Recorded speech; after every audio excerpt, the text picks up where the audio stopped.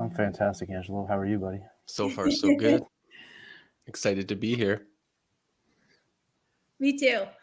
Super excited. Okay, so I'm back. Tradition and technology, seemingly at odds, are the heartbeat of the construction industry. Craftsmanship, honed over generations, collides with generational divides that younger generations harmlessly bring, such as cutting edge innovations, inclusivity, purposefulness, work life balance, and having fun. All of these and more are creating dynamic tensions.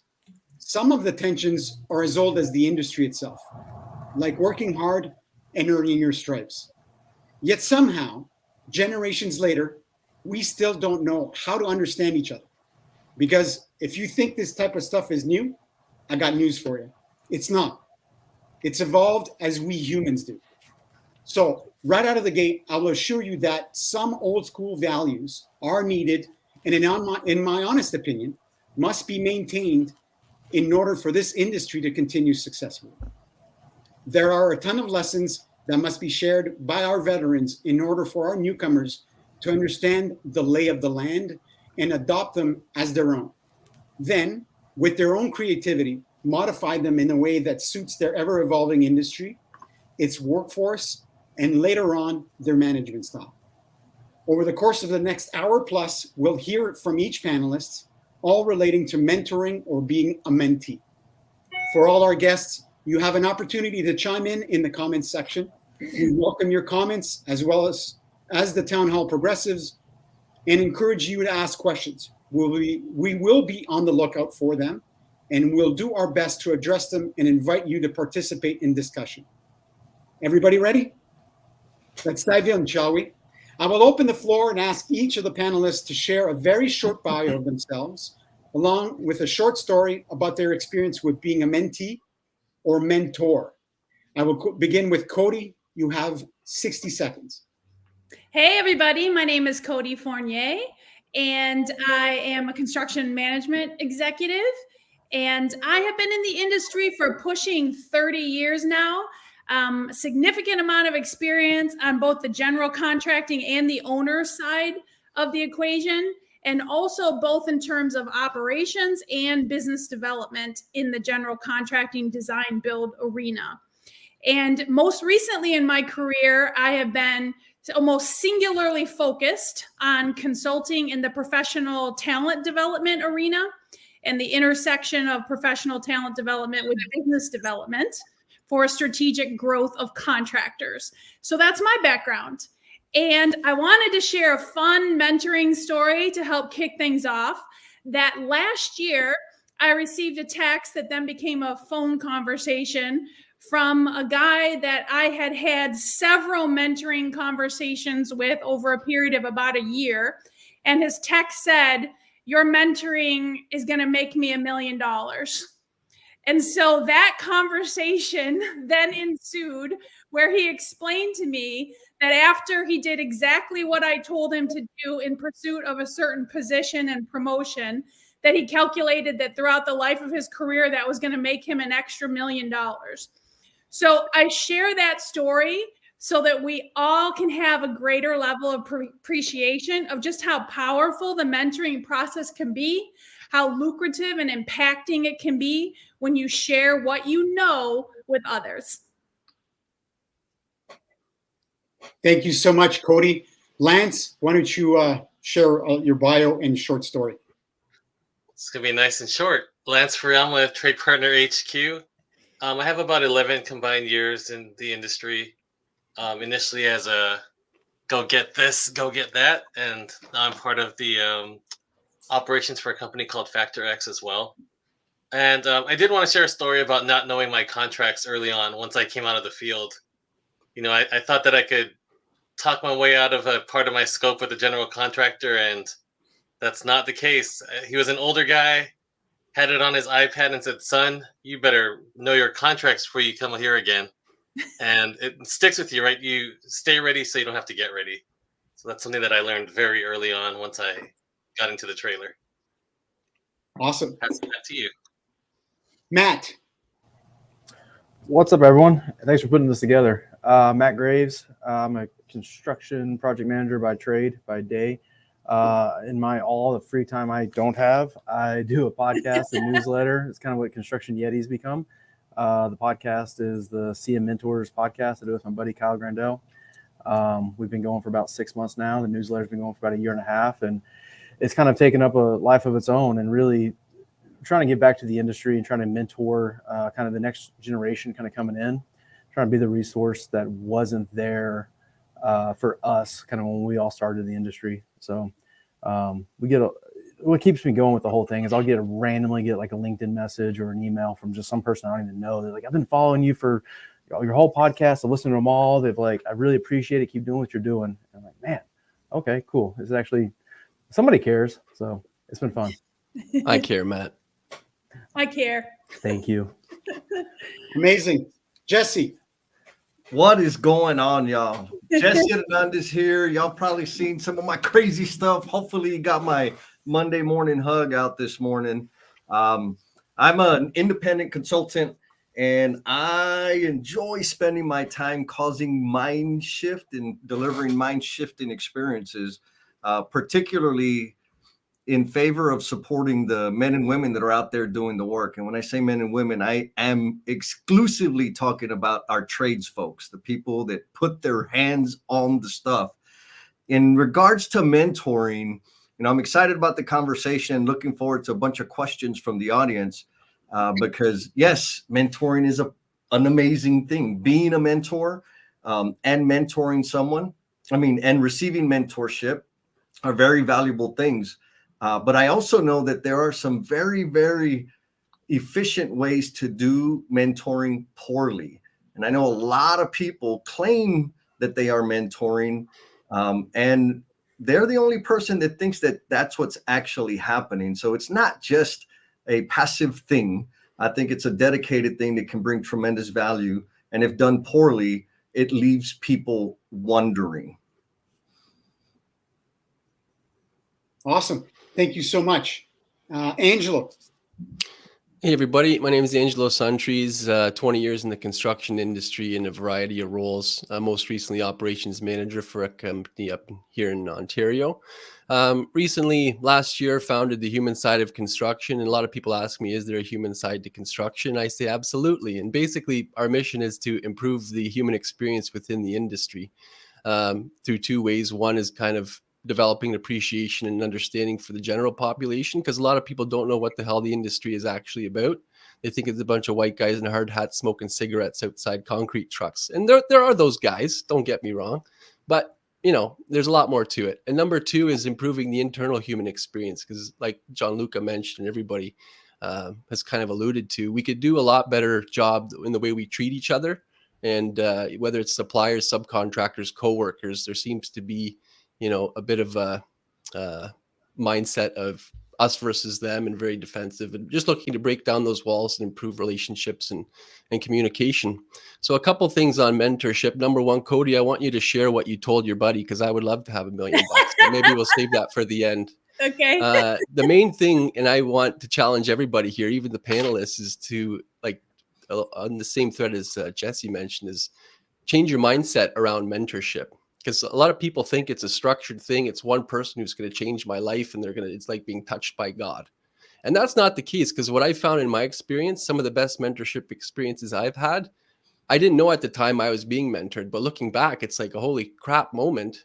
That changed my career. That changed my life. And it was one conversation or one instance, but it stuck with me, and it improved me as a person and, as a worker. So challenge the way you think about mentorship. That's what we're here to talk about. And a pleasure to be here. Thanks, everybody. It's an honor. Amazing. Thank you so much. So it leaves me. My name is Gianluca Pascale. I'm a recovering construction company owner who's recently decided to pivot and founded the Constructors Guild, which essentially is a construction peer support group for professionals. Right now, my current focus is with owners, founders, C-suite, and anybody in high-level leadership. But that's about to change. Nevertheless, that is me. I have 30 plus years in the construction industry, and it's luckily for me, I'm in the industry where I belong. My story as it relates to mentoring, I wanted to come straight out and just give you a simple story. Simple, but it provided massive payoffs. And it was my father's mentoring advice to me when I was 12 years old and just starting to go on construction sites with him. His advice to me was very simple. Be quiet, watch and listen attentively. When the time is right, ask questions. If unsure, do not assume and ask more questions. And for God's sakes, Gianluca, be sure to always make yourself useful. And I'm 51 today, and I still remember it as if it was yesterday. So take that as you will. It's worked for me. It's worked very well, and I passed it down to other individuals throughout my career. And some of them still bring it up in conversation. So again, thank you everyone for joining us. We're going to roll straight through into our conversation on mentoring in the construction industry. And haphazardly, I'm going to pick someone else. I'm going to pick you, Angelo. What are your thoughts on mentor seeking or mentor selection?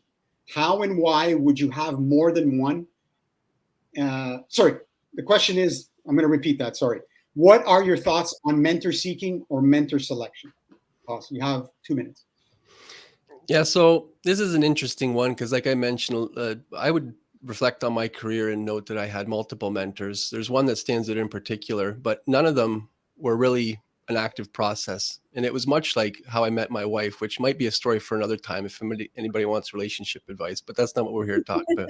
But it happened very organically. It was people I worked with. It was people who I was just drawn to naturally, and we just developed a relationship. I think what a lot of people struggle with is going out and looking for somebody. They're looking around like, I need to find a mentor. Will you be my mentor? Will you be my mentor? And it doesn't work out, and it just creates frustration for both parties. So yeah, just putting yourself in those situations. Networking is huge. We'll talk about that. I'm very passionate about that and building a network. So just, meet as many people as you can, talk to people in your office, industry partners, and just see who you connect with, because that's where you develop the best relationships. And that's where you really let the guard down and have really good conversations and make those connections and you'll help both careers, right? Any relationship is dynamic. It's good for both ways. Why it's good to diversify. You don't want to put all your eggs in one basket. If you rely on one person, they're not going to have all the answers. It's just the nature of construction, especially. I'm sure other industries are similar, but it's so vast and so expansive. It's impossible to know every single thing. But I'll be damned if I'm not the guy who can't get the answer. I know I don't know everything, but I'm probably 2 phone calls away from answering any construction-related question because I've built that network. No, I'm not bragging here. I'm just giving you an example. So that's why it's important to diversify. Not only rely on one, you can have multiple mentors, and yeah, just it basically increases your chance for success and reduces your stress in your career and the impact on your projects. Was that 2 minutes? You, thank you so much. Again, without any thought as to who I'm going to pick next, I'm going to go with Lance. Same question. What are your thoughts on mentor seeking or mentor selection? Okay, well, I think one big thing is that you need to have a relationship that's built on a mutual respect. You can't be an effective mentor or mentee if you don't respect what the other person's putting out. So to that note, always be mindful that people are watching you, even if it doesn't seem like it. Because if you're slacking off, playing on your phone all the time, and you ask somebody to be your mentor, they're going to laugh you right out of the building. And the same way, right? If you're a grumpy asshole that is just completely off the rails all the time, nobody's going to want to learn from you, even though you might be a master builder. So you really need to just be respectful of other people. Respect is given, not earned. You can lose respect once you're given that gift, but admiration is earned, and I think that's where you start to find your mentors out in the field and the project management side as well. Awesome. Thank you. Same question. If you'd like for me to repeat it, I'm happy to, but Cody. Hey, and seeking mentors and selecting mentors. I feel really strongly that your mentor selection should be strategic. So depending upon what it is that you envision for your career, or very importantly, the position you are seeking next, I highly suggest you be strategic about who your mentors are. Meaning if there's a certain position you are seeking next, it would be wise to seek a mentor who holds that position or who has recently held that position, just so that you can get some direct first person experience mentorship. But also, I want to make the point that it's really important to simultaneously maintain a couple of other mentoring relationships that are up and down the food chain. So say, for example, if you're a general contractor, you want to have a mentor who is like your client level. So you want to have a mentor who can teach you things about what it means to be an owner's rep or an actual owner, so that you're learning from the people that you're trying to serve. And then conversely, if you're a general contractor, you want to have mentors that are foremen for serious large-scale subcontractors, because they will teach you the absolute most you could possibly learn about how to actually build buildings. So all throughout my career, my most influential mentors, without a doubt, were foremen of trade contractors.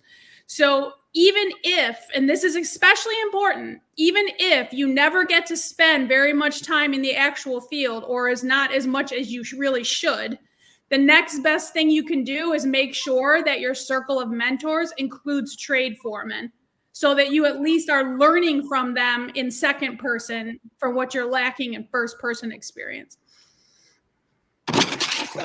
Absolute gold. You get, by doing it through sub-trade foreman, you're getting a backstage pass essentially. Yes. Thank you so much, Cody. That's amazing. We are doing good time, but I'm going to move to the other questions, because we've populated about 4 questions that we'd all like to tackle and give you a bit of a variety. Next, I'll go to the question: mentorship comes in many shapes and sizes, sometimes even a single moment, phrase, or lesson. It is not always an ongoing thing or even a relationship. Can you share an instance where this was the case for you and what that looked like? I'm going to go with Jesse. Yeah, can you give me the first half of the question again? By all means. Mentorship comes in many shapes and sizes, sometimes even a single moment, phrase, or lesson. It's not always an ongoing thing or even a relationship. Can you share an instance where this was the case for you and what that looked like? Yeah, so full disclosure, I struggle with the idea of passive impromptu mentorship. That being said, there are a bunch of sayings or wise thoughts that I've learned along the way. You know, I worked with Ed Mauricio, who was a pipe fitter. I was his helper for a long time. And in the journeyman apprentice relationship, there was no like mentorship. I had to do what he told me to do. Now, there were a couple of things that he would say that stuck with me. One was make a decision and go with it. And that seems so obvious and so simple, but what he was addressing was my tendency to overthink things. I'd get caught up and consider 300 different ways to do something.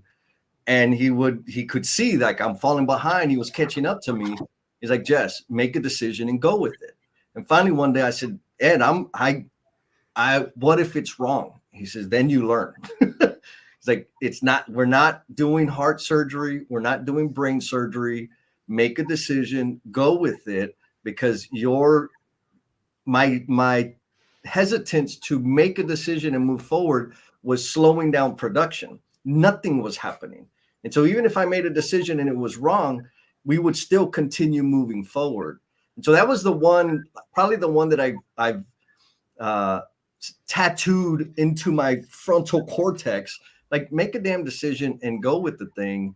And it's brought me a ton of value. And it's also enabled me to help others in a formal mentoring relationship.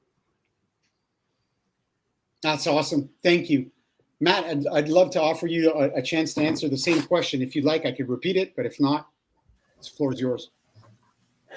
Yeah, so I was kind of always one that never thought I needed a mentor, right? I'm going to figure it out myself and all that. And then you kind of I'd figure out a lot of stuff, but I'd also flounder a lot too.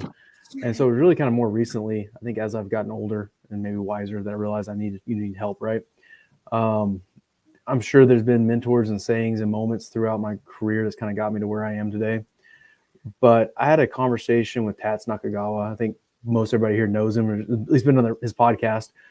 But when I first started this newsletter and all this sort of stuff, I had a phone call with him because I just kind of want to ask him about his podcast and how it's working for his business, that sort of stuff. And he dropped a couple nuggets on me that I wrote down. And like, I didn't think anything of it at the time, but I went back to that piece of paper a couple times since then.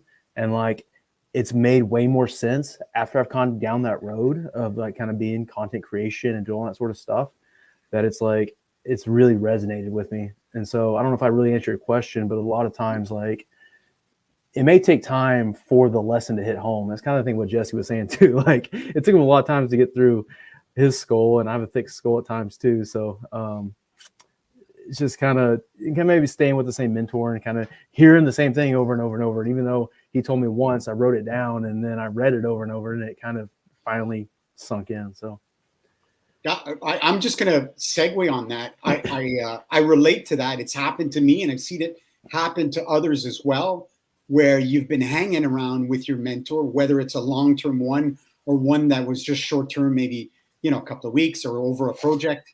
And the topic has been covered so many times that in hindsight, you think that you never caught it, but you were paying attention. I mean, you're surrounded by people that are very wise and have years of life experience ahead of you. Sometimes, it all boils down to,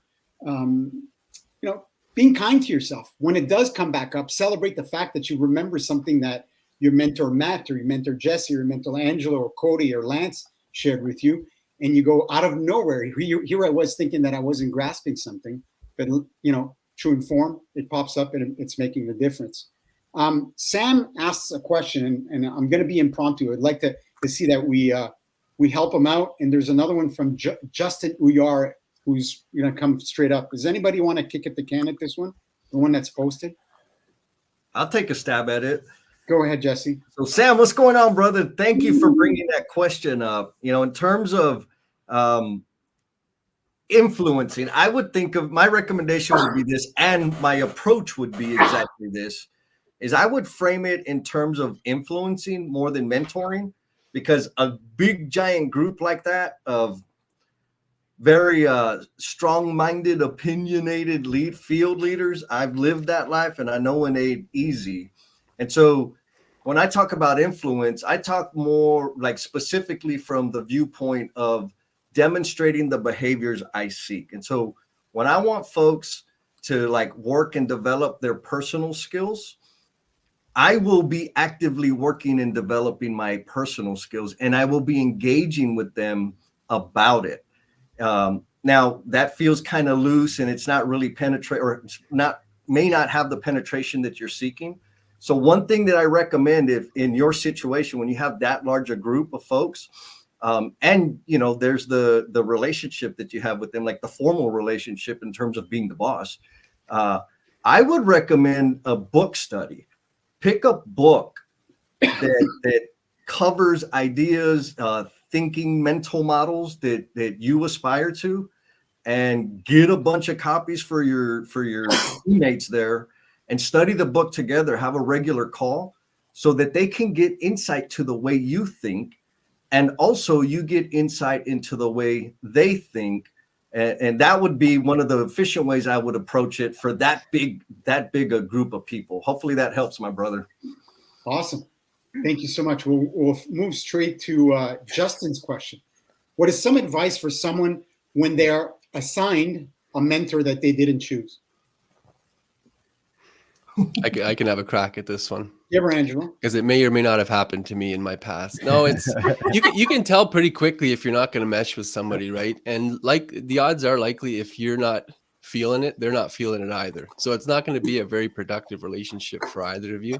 So like anything, frustration and disappointment come from unmet expectations. So with any relationship or job or whatever you get into, it's important to clarify expectations up front and just have an honest conversation. And the worst thing that's going to happen is it's going to be awkward for 5 minutes because the other person might say, "Oh, what's wrong? Well, I thought everything was great."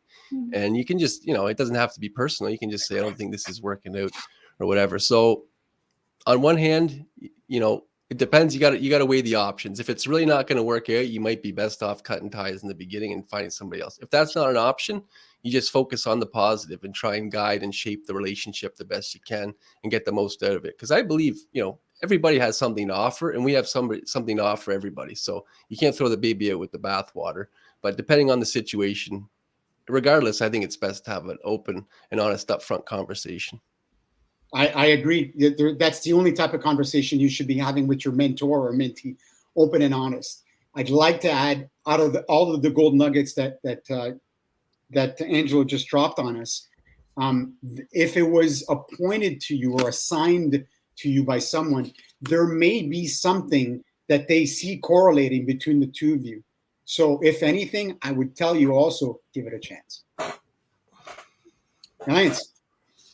Now, I guess I'll pitch this back to everybody else, because it sounds like this is getting pushed down from the top. So how would you help this person with approaching a facilitator that put these two together if you're both saying it's not working out? Because you do have to include them in this conversation as well. Yeah, I'm going to echo what was previously said. It's like, I may not see the meaning. I may not like this person. She may not like me. Somebody thought it was a good idea. So whoever made that assignment, I think it's a reasonable expectation to say, hey, Cody, you don't like me. I don't like you. Let's go find out what they were thinking so we can accomplish something, because I don't think we're going to get out of this. And just ask the question, right? Like, hey, we're kind of struggling here. Help us understand what you see so we can focus on the right thing. In simple Jesse terms, it's kill your assumptions, right? The problem that we compound our problems because all the gray area, all the white space on paper, we fill it with our assumptions. And then it gets ugly and hairy and scary. All we really got to do is go ask the dang question. Just go ask the person, what were you thinking? Why'd you pair us up? We want to make this happen. Please help us. That's my recommendation. Yeah, and we learn the least from the people that we are most alike, right? So if you have an opportunity to be paired up with somebody that is very different than you, then celebrate it and ask the question, I wonder why they paired us together. Let's see what we can learn from each other. And approach it like that. I'll piggyback off of that too, because reflecting on my personal experiences, some of the people that made me feel most uncomfortable and challenged me the most, it's uncomfortable to be challenged, right? Because you're forced to act differently and you're taken out of your comfort zone. But that's where the most growth happens. Obviously, if the person keeps asking it on dates and there's lines being crossed, that's a different thing. But if it's within reason, I'll stop. Embrace, Matt. Leave me alone. Not interested. But, he said no, Matt. He said no. Yeah, no means no. You made me lose my train of thought there, guys. You're welcome. Matt's smile there. Anyway, yeah. So y'all are being too serious. Nothing wrong. You got to get comfortable with being uncomfortable to grow in the industry, especially with construction, because it's such a complicated industry, like with complicated, complex designs, schedules, budgets. There's a lot of money involved. People make decisions. Labor is a huge risk. And you're in an uncomfortable situation, so you got to get used to that. There's nothing wrong with being challenged a little bit. Awesome. Well, we'll move to the fourth question. What advice do you have for newcomers seeking mentors in the construction industry, and what proactive steps can they take to make the most out of their mentor-mentee relationship? I'm seeing a whole bunch of people bobbing their heads, so I'm just going to pick one. Cody. Well, the very first thing I would say is, when you are going to show up in a mentoring conversation, have some questions ready to go. It is very, very helpful to kickstart the conversation and have it be less awkward. And I have a bunch of them that I've given out for many years. So if you are either a mentor or a mentee and you are about to start a relationship and you're not sure how to kick those conversations off, shoot me a DM and I will send you a list of very good, helpful questions to kick off any kind of relationship. So that's my first piece of advice. And then the second piece of advice, again, I'm just echoing what I said before. Make sure you have more than one mentor and that you pick them strategically. Jesse. Yeah, I'm gonna build on what Cody just shared because it's something I did accidentally. When I'm selecting a mentor, and I just had a conversation with a friend about this, is I'm explicit about what I want their mentorship for. Sure, exactly. Like instead of saying, "Hey, Gianluca, could you mentor me?" You might say yes, and you have an idea of what you want to mentor me on. But how in the world do we know if it's what I like? That's where a lot of the gray white space we get crossed up on. So for me, my mentors are my personal advisory council, and I have very specific people on there for very specific things. I have Mara, who mentors me on like being more human and being more gracious with and patient with people, more accepting and tolerant of people. I got Mike Kyman, who helps me with like business and pricing and models, etc. I wouldn't go to Mike to learn how to be more compassionate. He's not going to help me with that. Mata will, and I wouldn't go to Mata for the other thing just the same. So getting clear on what specific skill or thing it is you're going to a mentor for is going to be extremely helpful. And, being clear about like the amount of contact. So I'm a high contact person. So what I mean by that is I'm going to be texting you. We'll have a call, we'll have a Zoom or whatever on high frequency. That's me. Not everybody has the time or the care to have that much connectivity. So getting clear on what that needs to look like or like needs to be agreed to is a critical thing. What do I want from you, and how much contact do I want? Helps eliminate a lot of the dang confusion and disappointment because of uncommunicated expectations. Yeah. Awesome. Yeah, I would go ahead, Matt. Sorry. I was just gonna say, I think this question was really kind of towards like kind of the next generation coming in, right? I think you said newcomers or something like that. I think a lot of it's just actually showing you give a damn. You're out there and like everybody in this industry is busy. There's not a person out there that's sitting around twiddling their thumbs, right? So if you're looking for somebody to mentor you, obviously they're probably busy. And so like I've got all the time in the world, or I'll make all the time in the world for somebody who really gives a damn, right? They want to go walk the project site, and except for Jesse, everybody else. But no, I mean somebody who really cares, right? You're going to walk the project site and they're asking like smart questions. They're really thinking through it. You see the light bulbs going off, man. Like that really, it energizes me, right? To kind of see that, right? And then I'll find time to get my other work done. I might work late tonight to get that done because I spent my morning walking around the job site with somebody and really kind of helping them see and understand. But they actually, they care, right? They're not just like walking around there and just, picking up their phone and playing on the phone the whole time and that sort of stuff. So anyway, I think that's actually caring and showing that you care is probably a big one for me. Word. I think that's touches on one of the biggest challenges I see is like the generational difference. And Gianluca, you mentioned it in your awesome intro there about how there's just been a shift in the way people work and live, right? And you can put a label on it, whether it's a generational thing, the boomers or millennials, Gen Z. I'm an elder millennial. I like to put in the elder part because I stuck in there just 1984. But it's just different these days. And I think that's been a big barrier to mentorship, is that people just see the world and act differently. Like an older, more experienced person might be like, I'm not going to waste my time on that person. They're just on their phone. They don't give a shit. When really, not saying that you got to communicate via phone, but it's like, find a way to connect with people. There are generational differences you have to acknowledge. It comes back to the whole diversity and inclusivity thing. You can't just smash together a bunch of different demographics with different experiences and different baggage, because let's face it, everybody's got baggage because of your personal experiences, and expect everything to be perfectly fine. You got to address these things and meet in the middle. Both sides have to concede a little bit to establish that relationship, because that's how mentorship really starts, is with a relationship. You have to know, like, and trust each other to really get the good stuff out of it. And that takes time to build. Mm-hmm. I don't know if that answered your question. I think we created a new question out of that. But no, it's great. And with the whole context of mentoring, one of the things that I can associate mentoring with is giving. And one of my mentors drills it in me almost every time I either talk to him or we're together. Gianluca, life gives to the giver and takes from the taker. And one of the people I know on LinkedIn and I met through LinkedIn is Eleanor Mosh. I just brought her up on stage. She is out in Melbourne, Australia. So welcome, Eleanor. And I have Eleanor not only to answer the same question, but selfishly, I'd like for her, because she's positioned herself with Young Guns, which definitely has an inkling or a liking to helping young newcomers or youth in our industry.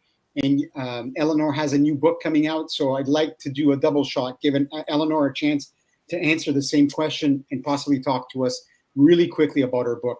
Eleanor, I'll give you 2.5 minutes. Do you want me to repeat the question? If you can repeat the question, and good morning, everyone. Good morning. What advice do you have for newcomers seeking mentors in the construction industry, and what proactive steps can they take to make the most out of their mentor-mentee relationship? Wonderful. Thank you so much for the opportunity to be here. In my experience, when selecting any form of mentorship, one has to come from a person that you would willingly swap places with. If I don't want to swap places with someone, then I also don't want their results. I don't want their process as to how they actually got there. So looking at an individual from a holistic analysis to really understand, is this a person who I would swap places with financially, mentally, across all fronts? Two, some people can be brilliant mentors, but what they don't have is a structure to actually get someone to repeat the same results that they have.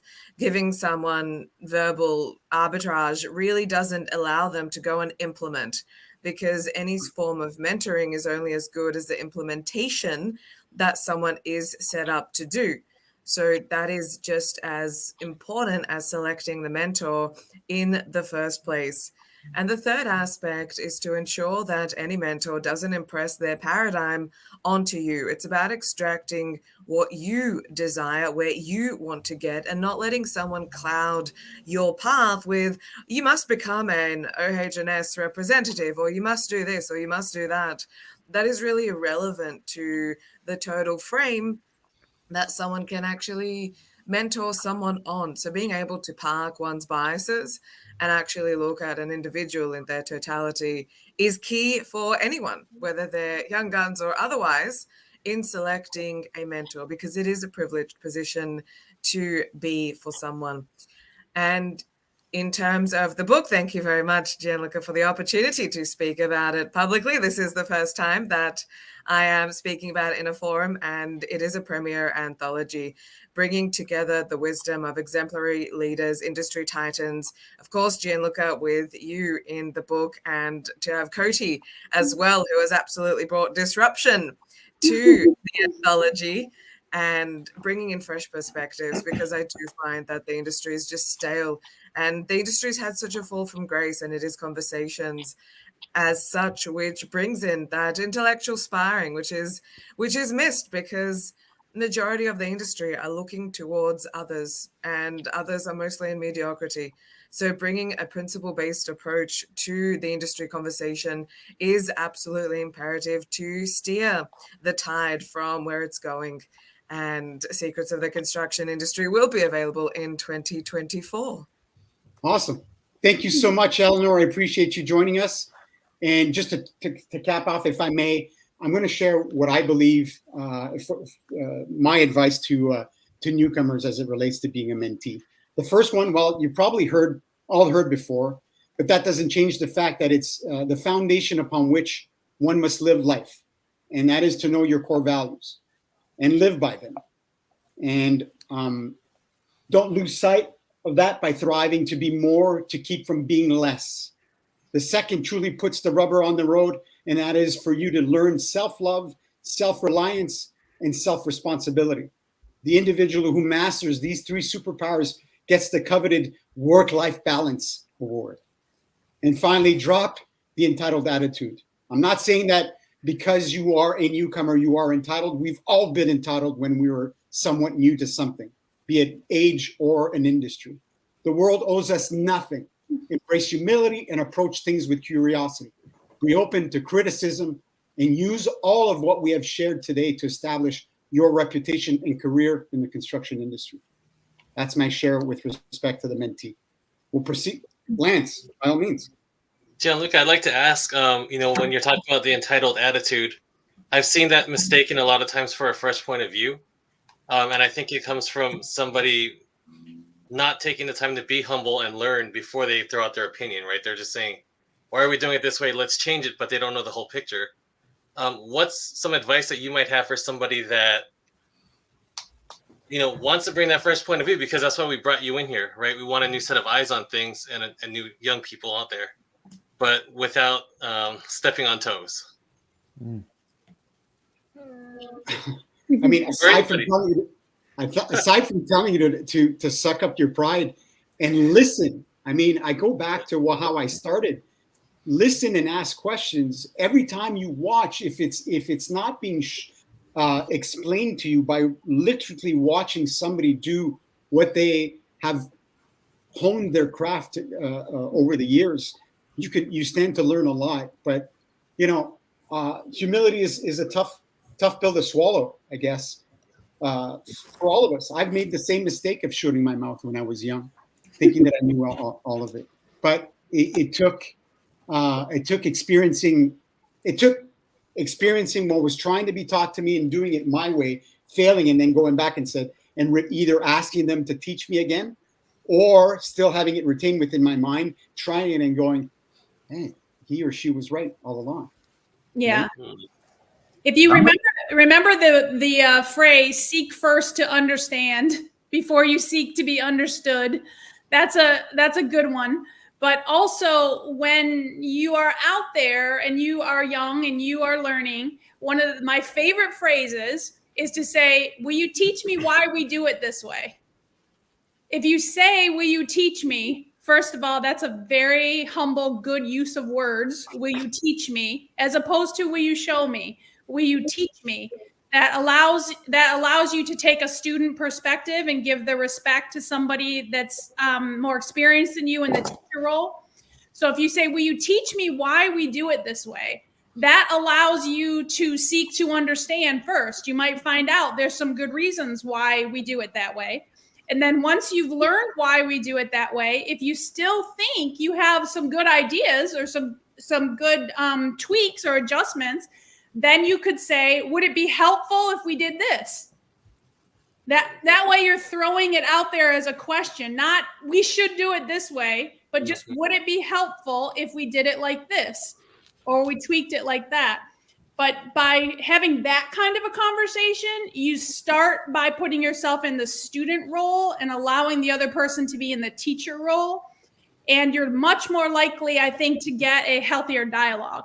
Seek first to understand before you seek to be understood. And that's particularly true if you're trying to bring technology to the construction industry. For sure, you should be adopting that because we have all kinds of solutions without a problem. Yeah, and also, like Eleanor mentioned it in when you're trying to select a mentor, as a new person in the industry or limited experience in the industry, my idea is an opinion. Like, I haven't proven it yet. And the people before me have.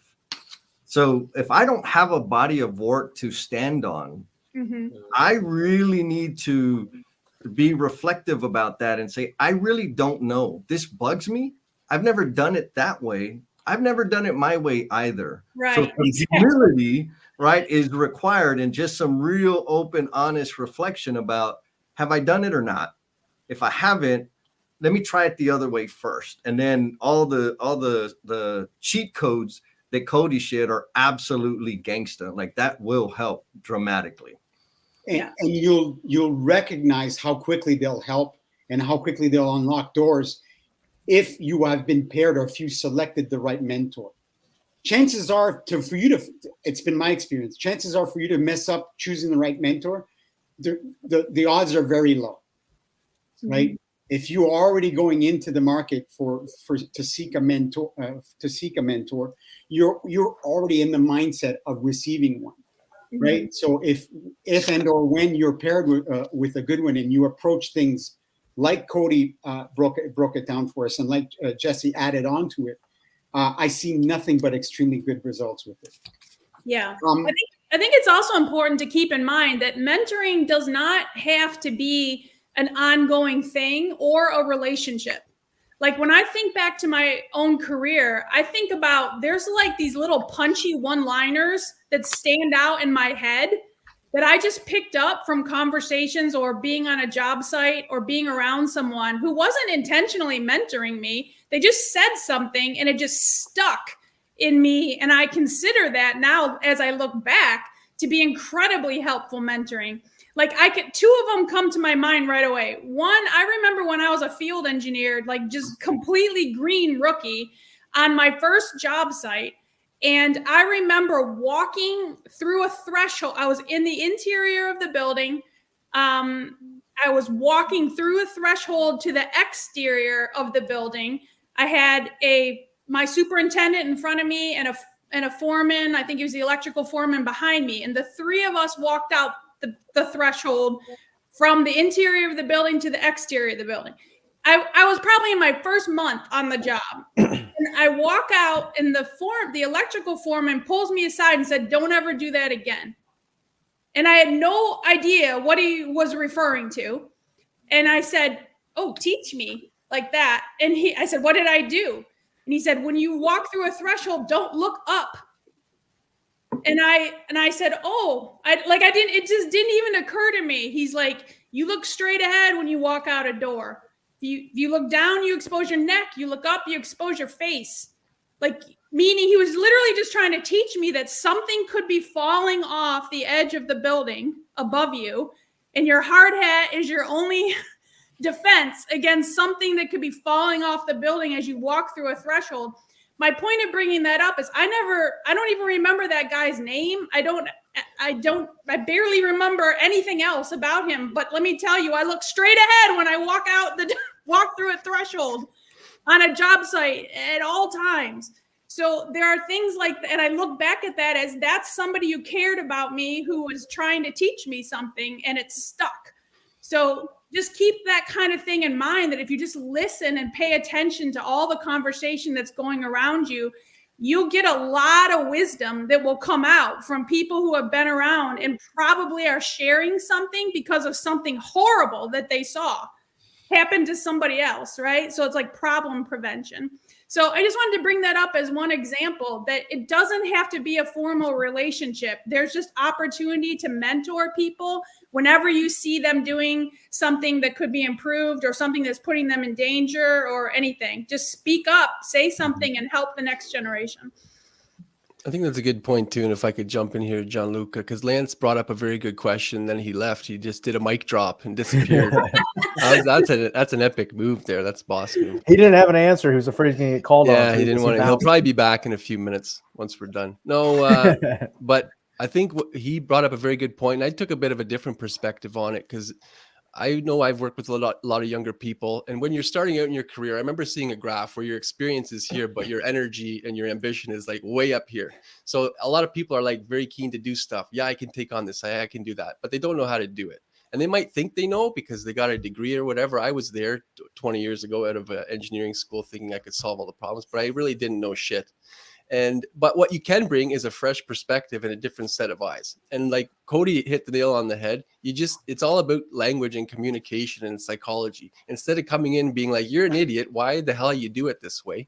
Ask questions, be curious, and go about it a certain way. And a lot of times the answer you'll get is, "That's how we've always done it." Well, guess what, guys? That's not good enough. And that's why we're in the mess we are and why we're having this conversation, because the construction industry has been operating the way it's been just because. So it's time to challenge some of that. But like some advice I would give to younger people is just find a way to do it. Keep looking, keep being curious. Like Cody was saying, just find a way to bring it up where you're not calling people out. You're just challenging them a little bit. And if there is a real benefit, hopefully they'll see it. The problem is, I think it goes back to the generational thing where people are automatically discredited. Maybe that's a different story. But coming in, it's kind of funny because the way the conversation is gone is like, oh, there's so much you can take in. There's so much you can learn, which is true. But there's a lot you can offer as a younger employee too. right? Because you have that ambition, because you have that energy, because you want to make a change. So don't let that be muted because you're like, well, I don't really know anything. I'm just going to keep my mouth shut. Most times you do, and be a sponge, but don't be afraid to ask questions and speak out too. Lance just messaged me. His internet went out. Yeah, right. Well, I trust in Lance. So I have a surprise, but before I share the surprise with you guys, it's 8 minutes to the top of the hour. To those who've joined us, again, thank you for joining us. If you can stick around a little bit longer, we're going to keep going. Whoever's on the panel, if you can stay longer, let's just go longer. Actually, Lance just got back. He's using his cell. I'm going to bring him back on stage. Hey, he's on vacation. That's a problem. No service at the beach, huh, He's Lance? on the beach. Yeah. 2 margaritas, sir. I have someone who I want to introduce to the panel and especially to all our guests. He's a good friend of mine that I met through an entrepreneurial support group down in the States. Gentleman's name is Dr. Ravi Shankar Gundlapalli. He's the founder and CEO of Mentor Cloud, an enterprise platform used by Marriott International, Merck Group, and NASDAQ Center to scale their mentorship programs globally. Under Ravi's leadership, Mentor Cloud has grown into a global movement with users from over 150 countries actively sharing and learning from each other as mentors and mentees. Ravi is the author of The Art of Mentoring, and his vision and life purpose are to bring the transformative power of mentorship to 100 million people in the world. Ravi has delivered keynotes in 12 countries across 4 continents, and his work has been featured in Forbes, Harvard Business Review, Forbes India, Harvard Business Review, NASDAQ Tower, only to name a few. Prior to founding Mentor Cloud, Dr. Ravi led supply chain solutions for the Boeing 787 Dreamliner. One experience that inspires Dr. Ravi every day is his mentee, Srikanth Bola, a visually challenged student who graduated from MIT Sloan and is now a successful entrepreneur. So to all of you who are on this call, be it panelists or guests, welcome, Dr. Ravi. Gianluca, thank you so much. Thank you. And I had the opportunity to listen to some of your comments. I can't see all of your names, but really pleased that you really thought about a very creative, constructive conversations for the construction industry. Because I've always felt, any mentoring interaction should be constructive, right? It should never be destructive. It should construct the career and the journey of your mentee. So, just to connect to the very last story you shared of my mentee, it was late night. It was 10 o'clock. I finished my keynote. We were all networking, and this young man, somehow finds his way through the crowd and walks up to me and said, "Sir, I heard your talk. I heard you are in the USA. I want to study in MIT. Can you mentor me?" Here is somebody who cannot see like the rest of us and had this audacious goal that really touched my heart. And the rest of the story you heard, he studied and graduated from MIT and now, running a company that is, valued north of $50 million back in India.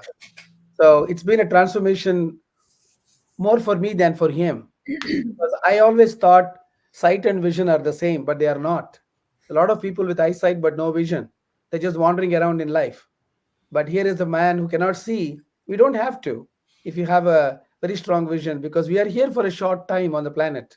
We're not here to eat, party, throw plastic bottles around and leave. We are here to make an impact. And so the experience really shaped my journey. It defined what I would do for the rest of my life. And, really took this upon to really study further.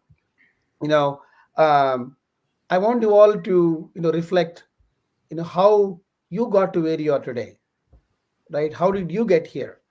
Now, when you were born, there was no GPS map that somebody gives you saying, in 10 years you'll be in this school, in 14 years you'll be in this college. None of us had such a roadmap. We had to learn, we had to find the right people, and sometimes fail, like some of you we were talking when I joined. So really it is about those people who have been there with us. So I would like some of you, we will, because of the time constraints, normally I do this as a whole exercise in a 2-hour workshop, but I would like you to think, when I said who are those people who held your hand, your teachers, your first managers, your uncles, your parents, can you type up a few names? Which name comes to mind, which person comes to mind?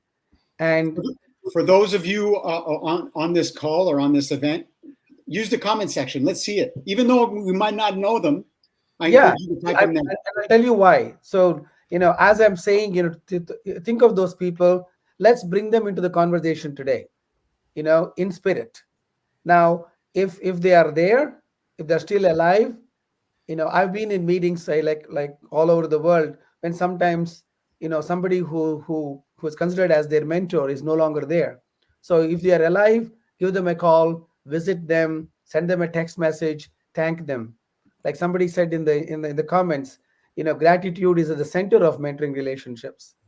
And if they are not there, don't lose hope.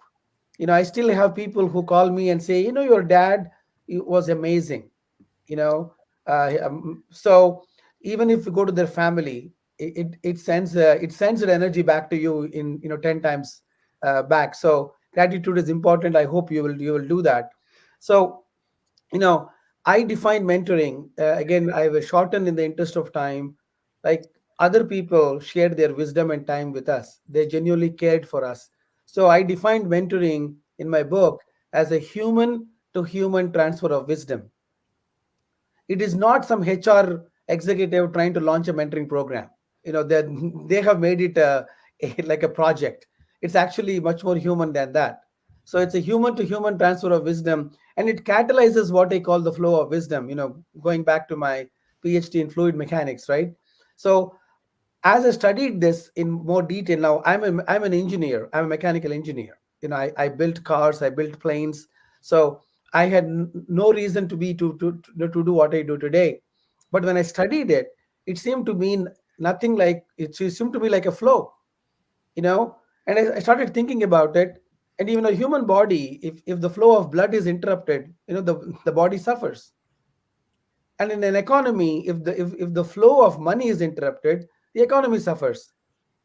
I do the same parallel. If the flow of wisdom is interrupted, if it's ineffective, it's not happening in the right way, your organization, an entire country, and even a whole civilization can be impacted. So mentoring is a fantastic proven mechanism. Nobody should be arguing whether it works or not. You just have to find a way to put it into action and find new technologies. One of my first investors, he came from Match.com. When he went and tried to raise money, for his company, people told him, "Who's going to date online? It has to be in person." And today, where are we?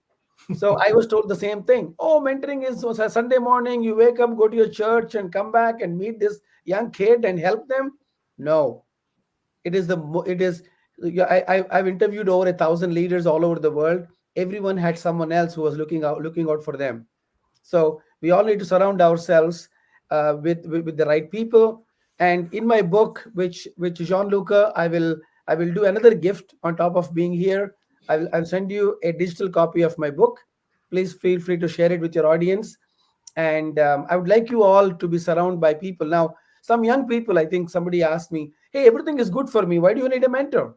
In fact, my own daughter would say that, right? "Hey, daddy, everything is fine. Why do you have to talk to that executive or this uncle?"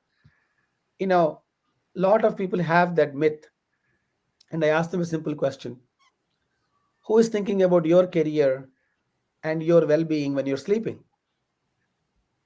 If the answer is none, or at the most your spouse or your mother-in-law, then you have a problem. I can tell you right now, even though I'm here with you, there are at least 20 other people in the world who are thinking, where should Ravi speak? Who should Ravi talk to? Which company should Ravi be introduced to? Isn't that a luxury? Isn't it a luxury to be in the minds of other people and to be in the conversations of other people when you are not there? That's amplification. So all those young people or even older people or elder people who are saying, "Oh, I don't need one," all these pessimists, it's very simple. Let other people do the amplification. rather than you going on social media saying you are amazing. Other amazing people say you are amazing, that you have a great vision. That's where amplification happens. That's when your career grows exponentially. So as a mentor, it is really your time to give back. It's your opportunity to give back. It builds your leadership skills. It really gets you known, whether it's a construction industry or in a company. You don't want to be, John Doe, senior VP of marketing, sitting in a corner office. Come out, share what you know. We live in a world where sharing is more empowering. Sharing is your strength. So being a mentor is you share your knowledge, be known as expert. Nobody can take your wisdom away. They can take your phone away, they can take your laptop away, but they cannot take your wisdom away. So share it openly as mentors, and it is the best thing you will do because it will catalyze your own career growth. And now as mentees, now why do I need a mentor? I already talked about it. I mean, you can watch a video or read a book on anything, but nothing like somebody's experiential wisdom. Knowledge. I live in Silicon Valley, and everybody knows from San Jose to San Francisco, you take 101. If you want to go to San Francisco airport, that's knowledge. But wisdom is, don't do that at 9 o'clock in the morning. Don't do that at 6 o'clock in the evening. So knowledge in the context is wisdom, and that resides here. It is hard to tap into. I tell these young people, it's like a zip file. Somebody has to unzip it, otherwise it's all here. How I did my PhD, how I wrote my book, how I traveled to, and I was in Casablanca 2 weeks ago in Morocco. All that is in my head. If somebody asks me, it comes out. So catalyzing conversations, right? So having access to experiential wisdom, and really getting actionable advice. I think some of you were mentioning that. When I talk to my mentor, I'm not talking about fundamentals of cyber security. No, cyber security as it applies to Mentor Cloud at this very moment. Actionable insights. I take action literally 10 minutes after my mentoring session. That's a luxury. So we don't have time. The pandemic has shown us that anything can happen, and we could be gone in a minute. So might as well surround ourselves with good people, get good advice, be open. Somebody said you have to be open-minded. Even if I want to pour something in my water bottle, the bottle has to be open, right? Even more importantly, it has to be clean. Even if I put fresh water into a dirty bottle, it can. So I always tell, have a clean mind and an open mind, and that's when you can expand your possibilities by having the right mentors. So I don't have to preach to all of you that, because you participated in a talk on mentoring, so you know the value. But don't wait. Extend your hand. Sometimes I say extend your mind, because if you want to go be a volunteer to go to distribute food, is extend your hand. Mentoring is about extend your mind. Lend it to somebody. You still have it, and it will be with you. Well, whatever religion you are in, whether you are buried under the ground or you are burnt like the tradition I come from, your wisdom will stay with you. But that's why the more you share, the more it grows on you. So I really commend Gianluca for your guild. The industry needs help. The industry needs to reinvent, and industry needs people. You cannot have machines do it. I sometimes joke, why AI when you can say hi for human intelligence, right? Everybody's thinking about AI. Guys, that's artificial. Let's understand that first. Yeah, you have some economies of scale and efficiency and things like that, but humans are our invaluable asset. Without humans, the world cannot operate. The world will be safe. Somebody said, if you remove all the insects, the entire planet vanishes in 1 hour. But if you remove all the human beings, the planet will be just fine, because we are the more destructive forces. But leaving that aside, humans are at the center of a company, of anything. So mentorship is a great way. Jean-Luc, what you have chosen is to really inspire young people to be in this industry. I mean, imagine a wonderful building happening because of you. Every person has a role to play. So I truly commend you. I truly commend the topic. It's close to my heart. And I wish you all the very best, and I hope you'll make mentoring as natural as breathing. We inhale, we exhale.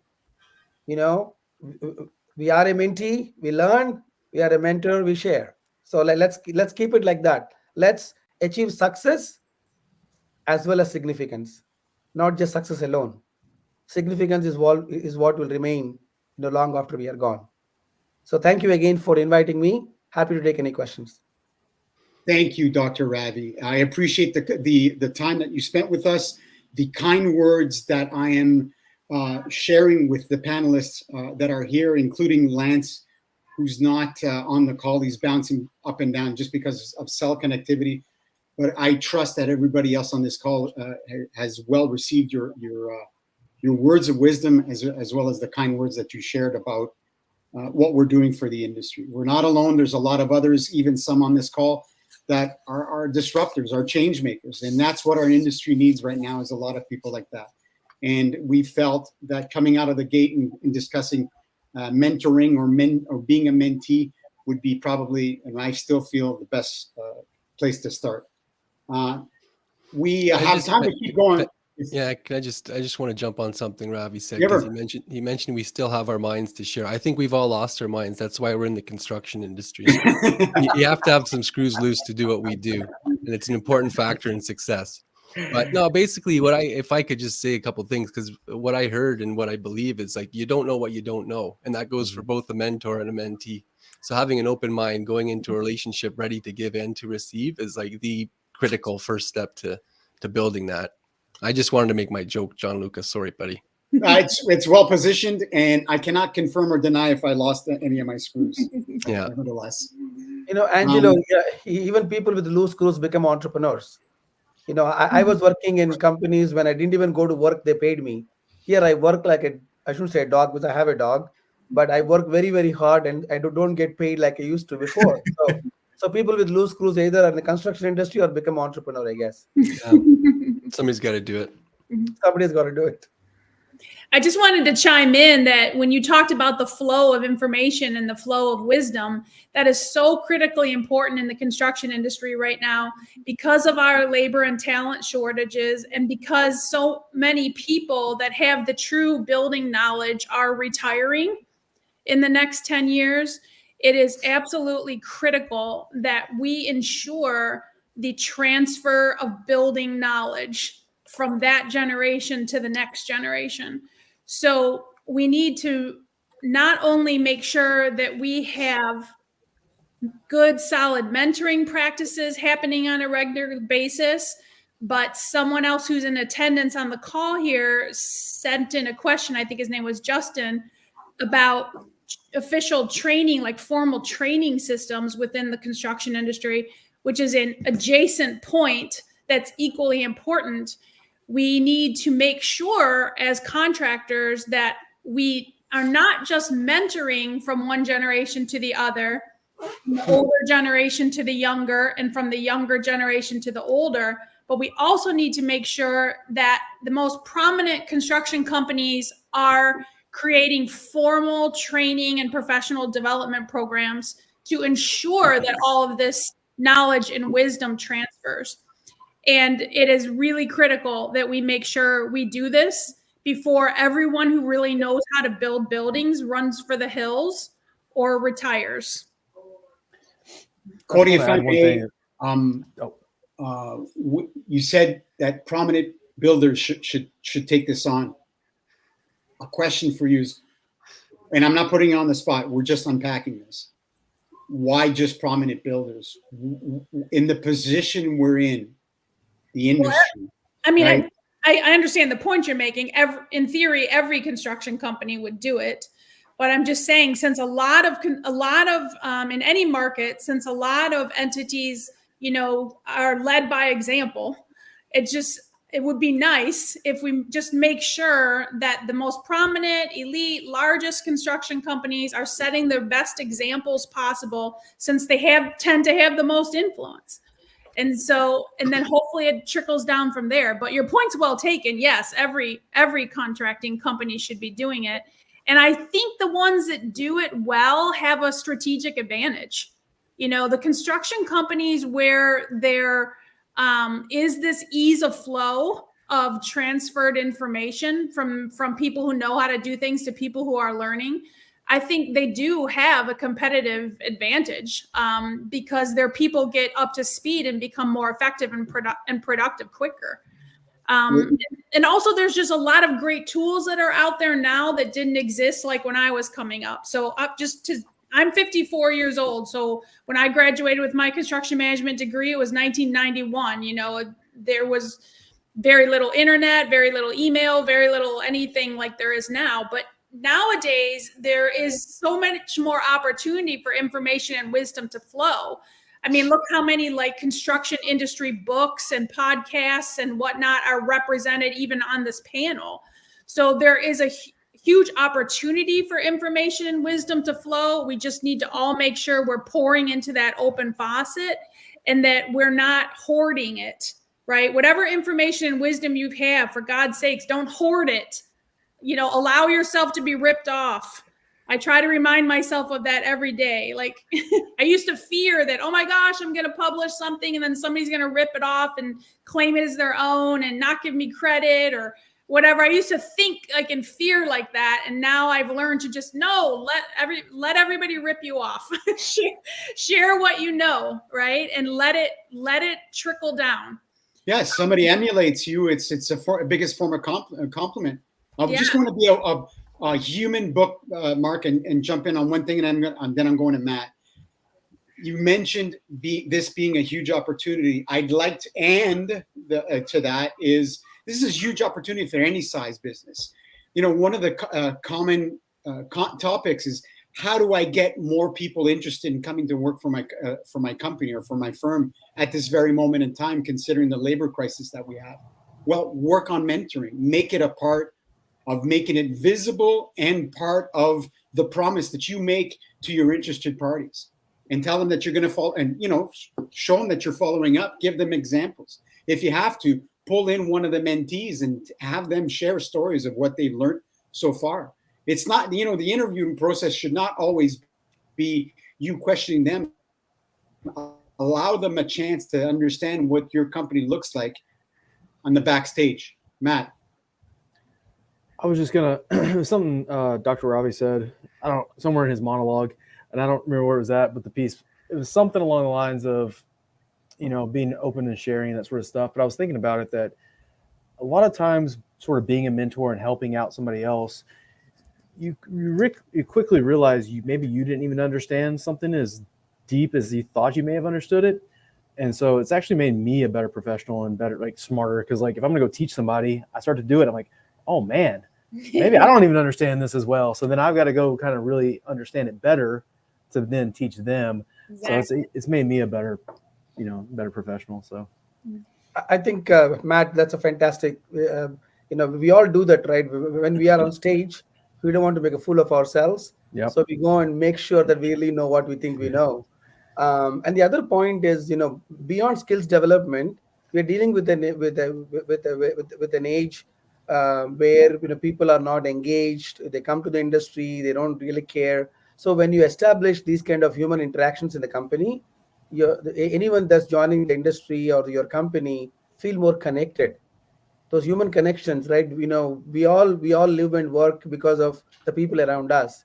So when you create these kind of human connections, we have seen companies' engagement scores go up. And people say, oh, this is a great company. I want to stay here, right? Versus, hey, here is a training manual. Tomorrow start working. Such people think like they're just robots. So those of you interested, I wrote a whole article on engage the human behind the employee, not just to engage the employee, right? The human behind the employee. When you do that, your company becomes one. So you don't have to keep hiring again and again because of attrition. So there are some real economic benefits when you do mentoring at scale in the right way. Awesome. So everyone, we're at the hour and 15-minute mark. I want to respect first our guests' time and also those of every panelist. We're gonna wrap things up because of time.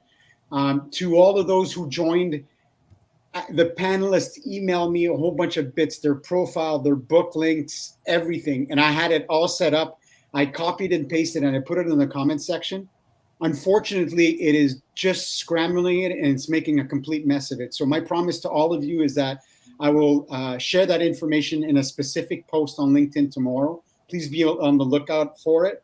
Screenshot possibly everybody so that you know who they are and you can get in touch with them or get connected with them on LinkedIn. What else do I ask? Your feedback on the posts that led up, any and all of the posts that led up to this event. Please chime into that tomorrow or even this evening if you'd like, while it's fresh in your mind. Let us know how it went. Give us some feedback, because constructive conversations is something that's going to happen again. The frequency we just don't know yet. We're probably thinking monthly. Panelists will change. Obviously, topics will change. We'll be leaning on a lot on you guys to let us know what's pressing with regards to topics and conversations. And that's about it. Your feedback is immensely appreciated when you get a chance. To all panelists today, I'm immensely grateful for each and every one of you. Thank you. Thank you very much. All the best, everybody. Thank you. Have a great Happy evening. Halloween. Happy To Halloween. all on the panelists, can you just stick around? If I hit end stream, Jesse, will we still be in the studio? Yeah, okay. Yep. Thank you to all who joined us. Thank you. Have a great evening. Thank you, everybody. Stay on for a second. I click end stream to see if it's ending. Yeah, there's a little bit of a lag. This is Jesse dancing.